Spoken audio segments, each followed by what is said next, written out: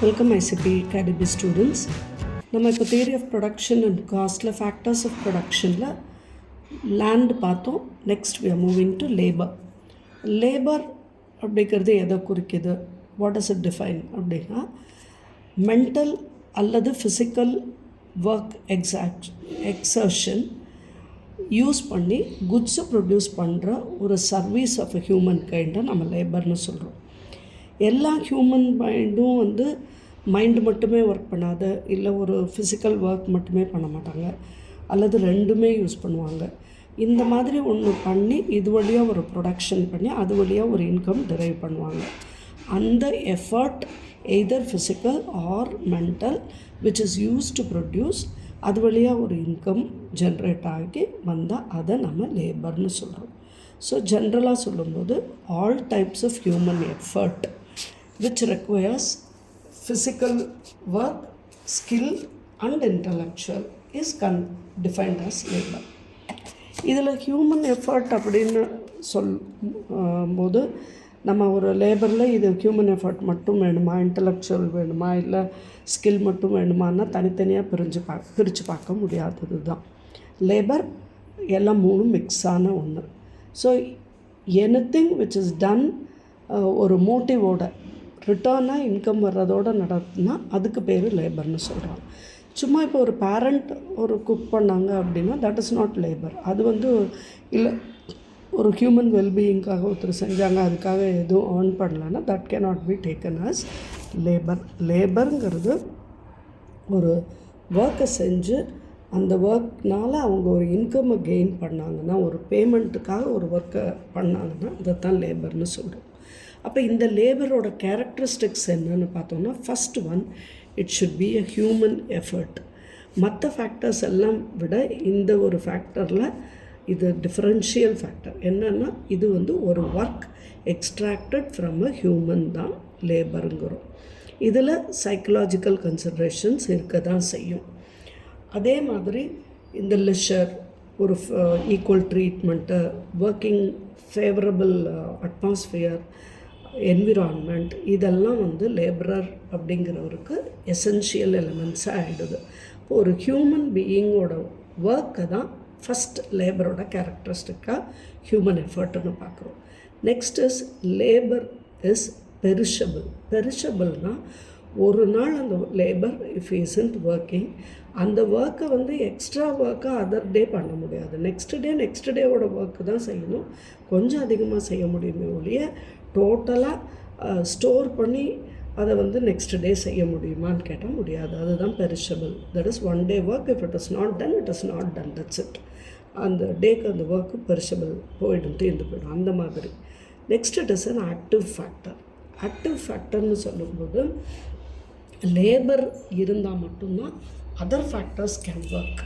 Land ஆகட்டும், organisation ஆகட்டும், capital ஆகட்டும், இந்த லேபரோட ஒர்க்கை வச்சு தான் அந்த மூணையும் யூஸ் பண்ணி நம்ம ஒர்க் பண்ண முடியுமே ஒழிய without labour land and capital may not be able to produce anything. அது ஒரு தேர்டு கேரக்டரிஸ்டிக்காக பார்க்குறோம். Fourth characteristic, labour and labourer ரெண்டும் இன்செப்பரபிள். ஒரு லேபர் அவர் கொடுக்குற உழைப்பு தான் லேபரர் கொடுக்குற உழைப்பை தான் லேபர்னு சொல்கிறோம். So labourer is the source of labour power. அவருடைய சர்வீஸை விற்கிறாரு. ஃபிசிக்கலாகவோ இல்லை மென்டலாகவோ அவர் அந்த ப்ரொடக்ஷனுக்கு யூஸ் பண்ணக்கூடிய ஸ்கில்ல he makes it as an earning. அவர் அதுக்கு ஒரு wages வாங்கிக்கிறாரு.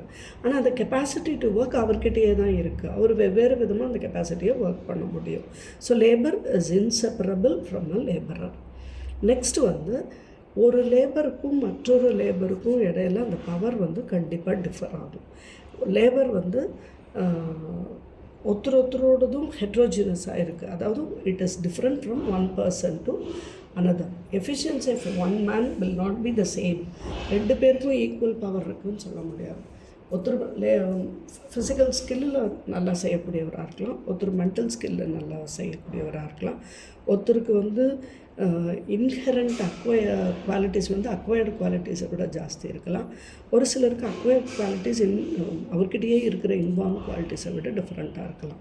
So characteristics of labour அப்படிங்கிறது அந்த ஒர்க் என்விரான்மெண்ட் எப்படி இருக்குது, அந்த ஒர்க்குக்கு அவருக்கு என்ன இன்சென்டிவ் கிடைக்குது, how the work superiors take his work, அவர்கிட்ட அந்த ஒர்க் எப்படி எக்ஸ்ட்ராக்ட் பண்ணுறாங்க அப்படிங்கிறத பொறுத்து மாறக்கூடியதாக தான் இருக்கும். Next one is labor may not be productive. Labor may not be productive அப்படின்னா அந்த லேபரோட எல்லா எஃபர்ட்டும் ஒரு நல்ல ப்ரொடக்ஷன் கொடுக்குமா, நல்ல சோர்ஸாக இருக்குமானா மே நாட் பி. ஒரு சிலர் சும்மா செய்ய முடியும், சொல்ல முடியும், செய்ய முடியாதவர்களாக கூட இருக்கலாம். எல்லா எஃபர்ட் ஆஃப் அ லேபரும் நமக்கு ஒரு ப்ரொடியூசிங் ரிசோர்ஸாக அமையுமானா அமையாது. அடுத்தது லேபருக்கு புவர் பார்கெனிங் பவர். லேபர் அப்படிங்கிறவருக்கு ரிசர்வ்டாக ஒரு ப்ரைஸ் ஃபிக்ஸ் ஆகிறதில்ல. லேபரை ஸ்டோர் பண்ண முடியாததுனால லேபர் வந்து அந்த என்ன வேஜர் ஆஃபர் ஆகியிருக்கோ அன்னைக்கு அந்த வேஜுக்கு அவர் கம்பலாக ஒர்க் பண்ணி ஆக வேண்டியதாக இருக்குது. அவருக்கு புவர் பார்கெனிங் பவர் தான் இருக்குது. எக்கனாமிக்கலாக வீக்காக தான் இருக்காங்க. ஸோ எம்ப்ளாயர் கொடுக்கக்கூடிய வேஜஸுக்கு இவர் ஒர்க் பண்ண வேண்டியதாக தான் அமையக்கூடியதாக தான் லேபரோட கேரக்டரிஸ்டிக்ஸ் இருக்குது. Next is labour is mobile. மொபைல்னால் நமக்கு தெரியும், labour can move from one place to another. ஒரு ஜாபுக்காக இன்னொரு ஜாபுக்காக ஒரு இடத்துலேருந்து ஒரு இடத்துக்கு அவரால் மூவ் பண்ண முடியும். அந்த ஃப்ரீ மூமெண்ட்டுக்கு நிறைய அப்டக்கிள்ஸ் இருக்கலாம், தடங்கல்கள் இருக்கலாம். பட் அவரால் ஒரு இடத்துலேருந்து ஒரு இடத்துக்கு போய் அவருடைய ஸ்கில்லை நிரூபிக்க முடியக்கூடியதாக தான் இருக்குது. த நெக்ஸ்ட் கேரக்டரிஸ்டிக்னு பார்க்கும்போது there is no adjustment, rapid adjustment of supply of labor to the demand for it. அதாவது டோட்டல் லேபர் சப்ளையை வந்து அட்ஜஸ்ட் பண்ணுறதுக்கு எந்த ஃபோர்ஸும் இல்லை. திடீர்னு இன்க்ரீஸ் பண்ணவோ திடீர்னு டிக்ரீஸ் பண்ணவோ வேணுங்கும்போது லேபர்ஸ் வேணும் அப்படிங்கிறதுக்கும் அதை பண்ண முடியாது. லேபர் அங்கே இருப்பாங்க, யூஸ் பண்ணிக்க முடியும். நமக்கு திடீர்னு லேபர் அதிகமாக வேணும்னா it may not be available sometimes. அடுத்தது choice between hours of labour and hours of leisure. லேபருங்கிறவர் அவருக்கு எவ்வளோ நேரம் ஒர்க் பண்ணணும், எவ்வளோ நேரம் அவர் ஃப்ரீயாக இருக்கணுங்கிறத அவரே டிட்டர்மின் பண்ணிக்கலாம், அவரே டிசைட் பண்ணிக்கலாம். இது ஒரு பெக்கூலியர் பேக்வேர்டு பெண்டிங் ஷேப்பு தான் சப்ளை கர்வ் ஆஃப் லேபருக்கு. ஏன்னா லேபரர் நினச்சா மட்டும்தான் அவர் அந்த லேபரை கொடுக்க முடியும். அந்த வேஜஸ்க்கு அவரால் ஒர்க் பண்ணலாம் அப்படின்னு நினச்சா அவர் ஒர்க் பண்ணுவார். ஹையர் வேஜஸ் கிடைக்கும்போது அவர் ஒர்க் பண்ணி இன்க்ரீஸ்டு லேபர் கிடைக்கலாம் சில சமயம். அதே ரெடியூசிங் ரெடியூசிங் வேஜஸ்னால் லேபர்ஸ் கிடைக்காம கூட போகலாம். So response to the wages and leisure அப்படிங்கிறது it is between with the labour. ஒரு லேபர் வந்து அவருக்கு ரெஸ்ட்டோ லெஷரோ வேணும், மணி ஏர்ன் பண்ணுறதை விட அது இம்பார்ட்டன்ட் நினச்சது தான். அதை நம்ம யாரும் மாற்ற முடியாது. So the labourer he himself things, எனக்கு இப்போ லெஷர் வேண்டாம் ஒர்க் பண்ணணும், எனக்கு இப்போ ஒர்க் வேண்டாம் லெஷர் எடுக்கணும் இல்லை அப்படிங்கிறத அவர் தான் திங்க் பண்ணக்கூடிய ஃபேக்டராக இருக்குது. So these are the characteristics of a labour. Next type of a factor நம்ம பார்க்குறது கேபிட்டல். கேபிட்டல் அப்படிங்கிறது வெல்த், அதர் நேம் வெல்த்னு சொல்லலாம்.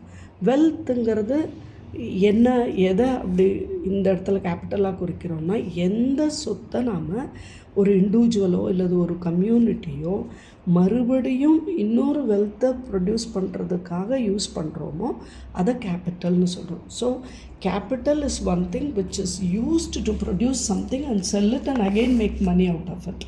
அதை தான் கேபிட்டல்னு சொல்கிறோம்.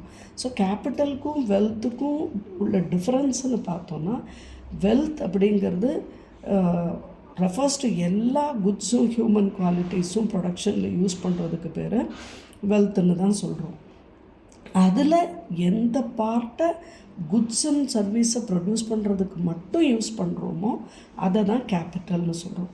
அப்போ வெல்த்தில் கேபிட்டலாக யூஸ் பண்ணுறது போக ரிமைனிங்காக இருக்கிற ரிசோர்ஸஸ் தே ரிமைன் ஐடில்.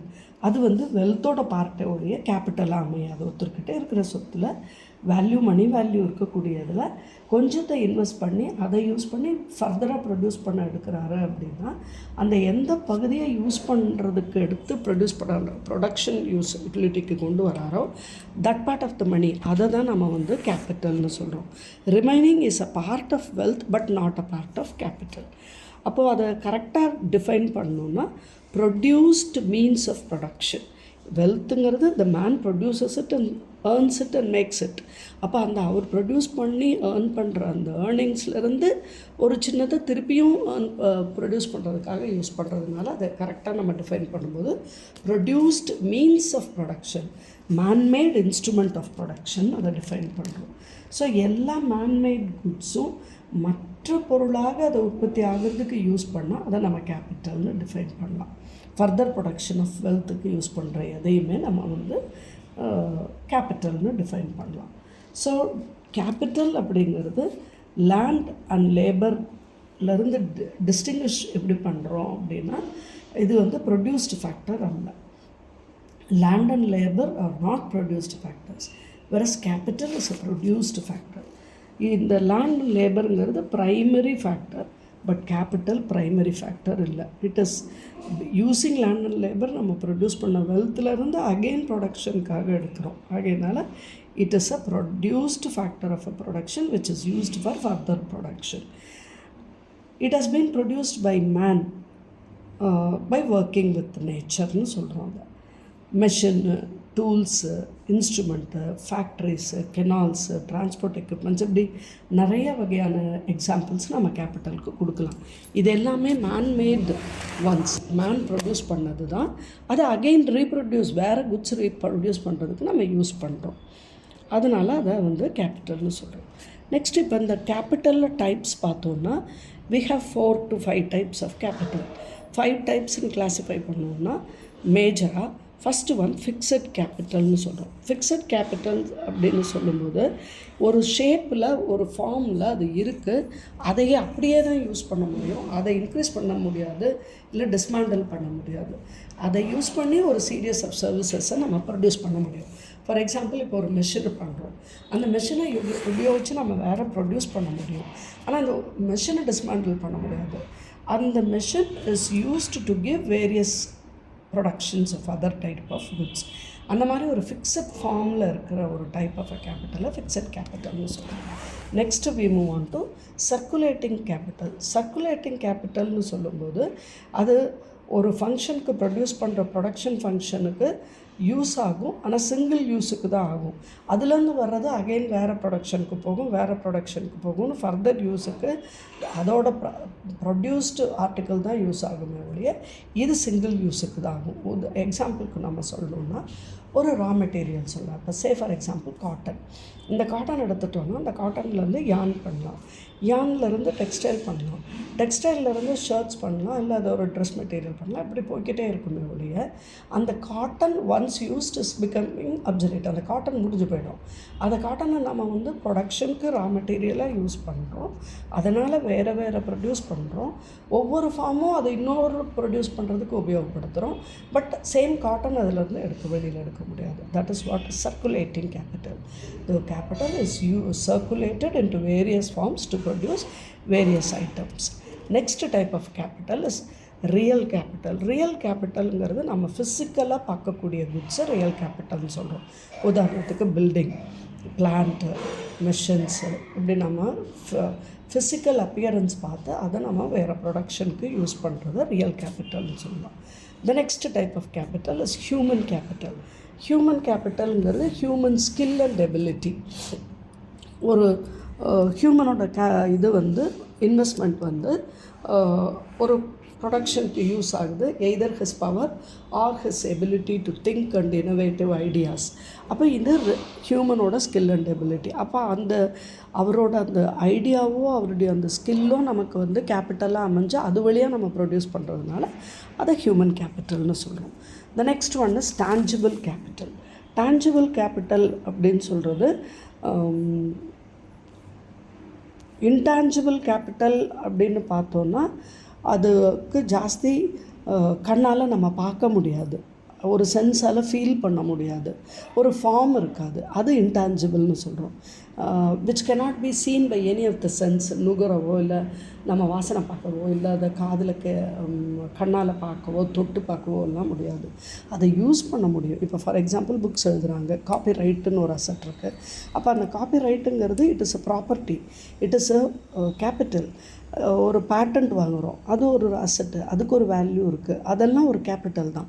ஆனால் அதை கண்ணில் நம்ம பார்க்க முடியாது. வாட் இஸ் இட்னா it is a right, but it cannot be seen, it cannot be felt. அதை நம்ம இன்டான்ஜிபிள் கேபிட்டல்னு சொல்கிறோம். பட் அதுக்கு ஆப்போசிட்டாக டான்ஜிபிள் கேபிட்டலுங்கிறது நம்ம கண்ணால் பார்க்க முடியாது, சென்ஸ் ஃபீல் பண்ணுறது, தொட்டு பார்க்க முடியும், கண்ணால் பார்க்க முடியும்னா அது டான்ஜிபிள் கேபிட்டல். இண்டிவிஜுவல் கேபிட்டல் அப்படிங்கும்போது இட் இஸ் ஒரு பொசஸ்டு பை ஒன் இண்டிவிஜுவல், ஒருத்தரால் அல்லது ஒரு குரூப் ஆஃப் பீப்புளால் தனிப்பட்ட விதமாக கொடுக்கக்கூடிய கேபிட்டலை இண்டிவிஜுவல் கேபிட்டல்னு சொல்கிறோம். பட் வேறு சோஷியல் கேபிட்டல்னு சொல்லும்போது டோட்டலாக it belongs to society. Say for example roads, buildings, bridges, இதெல்லாம் ஒரு சொசைட்டிக்கு, ஒரு தனி மனிதனுக்கு இல்லை, but for the mankind. That is what is called as social capital. So இப்படி டைப்ஸ் ஆஃப் கேபிட்டலில் நம்ம 7 types ஆஃப் கேபிட்டல் பார்த்தோம். அதில் 7 types ப்ராடாக பிரிக்கணும்னா டான்ஜிபிள், இன்டான்ஜிபிள், கண்ணில் பார்க்கக்கூடியது, பார்க்க முடியாதது, சென்சபிளாக ஃபீல் பண்ண முடியும், ஃபீல் பண்ண முடியாதது. அதுலேருந்து வர்றதை நம்ம திருப்பி அகெயின் ஃபிக்ஸட், சர்க்குலேட்டிங், ரியல்னு பார்க்குறோம். அதிலேருந்து ஒரு தனிப்பட்ட விதமாக பார்க்குறது ஹியூமன் கேபிட்டல்னு பார்க்குறோம். அந்த ஹியூமன் கேபிட்டலில் இண்டிவிஜுவல் கேபிட்டல்ங்கிறது ஒரு தனிப்பட்ட பர்சனல் ப்ராப்பர்ட்டியாக இருந்தாலோ அல்லது ஒரு குரூப் ஆஃப் பீப்புளோடதாக இருந்தாலோ அது இண்டிவிஜுவல் கேபிட்டல்னு பார்க்குறோம். இப்போ next term to understand capital formation. இப்போ நம்ம கேபிட்டல் ஃபார்மேஷனுங்கிற டாபிக்கை பார்க்குறோம். கேபிட்டல் ஃபார்மேஷன் அப்படிங்கிறத இன்வெஸ்ட்மெண்ட்டுன்னு சொல்லலாம். அதாவது ஒரு கண்ட்ரியில் ரியல் கேபிட்டல் நம்ம என்ன சொன்னோம், ஃபிசிக்கல் குட்ஸ்ன்னு சொன்னோம். பில்டிங், பிளான்ட், மெஷின்ஸ் அந்த மாதிரி இருக்கிறது சொல்கிறோம். அதை வச்சு நம்ம இன்னொன்று ஃபர்தர் குட்ஸ் ப்ரொடியூஸ் பண்ணுறதுக்கு உபயோகப்படுத்துறது தான் ரியல் கேபிட்டல்னு சொல்கிறோம்.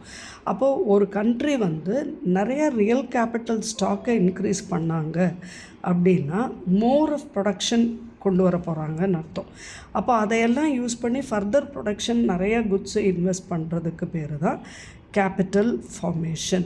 ஸோ ரியல் கேபிட்டலை இன்க்ரீஸ் பண்ணுறதுக்கு பேர் தான் கேபிட்டல் ஃபார்மேஷன் சொல்கிறோம், அல்லது இன்வெஸ்ட்மெண்ட்டுன்னு சொல்கிறோம்.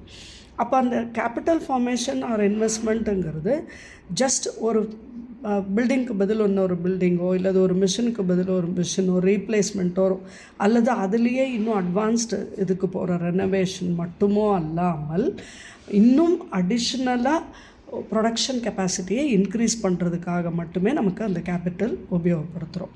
அப்போ அக்குமுலேட் ஆஃப் கேபிட்டல் குட்ஸ் பண்ணுறதுக்காக ஒன்றா நம்ம என்ன பண்ணோம், அந்த மெஷினை இன்னும் ரெனோவேட் பண்ணி அதை இன்னும் கொஞ்சம் ப்ரொடக்ஷன் இன்க்ரீஸ் பண்ணுறதுக்கு ஹையர் லெவல் போகணும் அப்படின்னு சொன்னால் இப்போ கரண்ட் கன்சம்ஷனை நம்ம கொஞ்சம் நிறுத்தி வைக்கணும். அப்படி நிறுத்தி வைக்கணும் அப்படின்னு சொன்னால் நம்ம இப்போ ஃபர்கோ பண்ணணும், சாக்ரிஃபைஸ் பண்ணணும் ப்ரொடக்ஷனை. இல்லைன்னு சொன்னால் கொஞ்சம் கரண்ட் இன்கம்லேருந்து அதிகமாக பணம் எடுத்து சேவிங்ஸ் பண்ணி அதை திருப்பியும் புதுசாக இன்வெஸ்ட் பண்ண வேண்டியது இருக்கும். அப்போ அந்த சேவிங்ஸ் அப்படிங்கிறத ப்ரொடக்டிவ் இன்வெஸ்ட்மெண்ட்டுக்கு சேனலைஸ் பண்ணுறோம். ஸோ கிரேட்டர் அந்த பீப்புள் ப்ரெசன்ட் கன்சம்ஷனுக்கு கம்மி பண்ணிக்கிறதுக்கு ஒரு சாக்ரிஃபைஸுக்கு வில்லிங்காக இருந்தாங்கன்னாலோ அல்லது இண்டிவிஜுவல் கிரேட்டராக சேவ் பண்ணி அதை இன்வெஸ்ட் பண்ணுறதுக்கு இருந்தாங்கன்னாலோ அந்த நியூ கேபிட்டல் ஃபார்மேஷனுங்கிறது அந்த சொசைட்டியில் நடக்கும். அப்போது ஒரு சொசைட்டி ப்ரொடியூஸ் பண்ணது எல்லாத்தையும் எடுத்து கன்சியூம் பண்ணிவிட்டு எதையுமே சேவ் பண்ணாமல் இருந்ததுன்னா ஃப்யூச்சர் ப்ரொடக்டிவ் கெப்பாசிட்டி என்ன ஆகிடும், கம்மியாகும். அப்போ எக்கானமி கீழே போகும். அதை ப்ரெசன்ட் கேபிட்டல் எக்யூப்மெண்ட் தேஞ்சு போனப்போ நமக்கு புதுசாக கெப்பாசிட்டி இருக்காது ஒர்க் பண்ணுறதுக்கு. இந்த கரண்ட் ப்ரெசன்ட் கெப்பாசிட்டி எத்தனை கன்சூமர் குட்ஸுக்கு ப்ரொடியூஸ் பண்ணுதோ அப்போ அங்கே ஒரு புது நியூ கேபிட்டல் குட்ஸே பண்ணாமல் வெறும் கன்சூமர் குட்ஸே பண்ணிகிட்டு இருந்ததுன்னா ஃப்யூச்சரில் என்ன ஆகிடும், அது அப்படியே டிக்ளைன் ஆகிடும். ஸோ கன்சம்ஷனை கொஞ்சம் கம்மி பண்ணி சேவிங்ஸில் இன்னொரு பார்ட்டை கேபிட்டல் குட்ஸாக கன்வெர்ட் பண்ணி more of machine, tool, instruments transport facilities பண்ண தான் எக்கானமி வளரும். அப்போ higher rate of capital formation இருந்தால் மட்டுமே ப்ரொடக்ஷனையும் ப்ரொடியூசிங் கெப்பாசிட்டியும் இன்க்ரீஸ் பண்ண முடியும். அதனால் எக்கனாமிக் க்ரோத்தும் ஆட் ஆன் ஆகும். எக்கனாமிக் க்ரோத் வளர தான் ஒரு கண்ட்ரியில் ஆப்பர்ச்சுனிட்டிஸ் எம்ப்ளாய்மெண்ட்டுக்கு இன்க்ரீஸ் ஆகும். இப்போ இதெல்லாம் இருந்ததுன்னா தான் ஒரு எக்கானமி வளருதுங்கிறத நம்ம பார்க்க முடியும். So for an economy to grow நமக்கு கேபிட்டல் ஃபார்மேஷனுங்கிறது கண்டிப்பாக தேவைப்படுது. ஸோ வித் திஸ் நம்ம இந்த டாப்பிக்கில் we come to the end, we conclude with it. Thank you friends.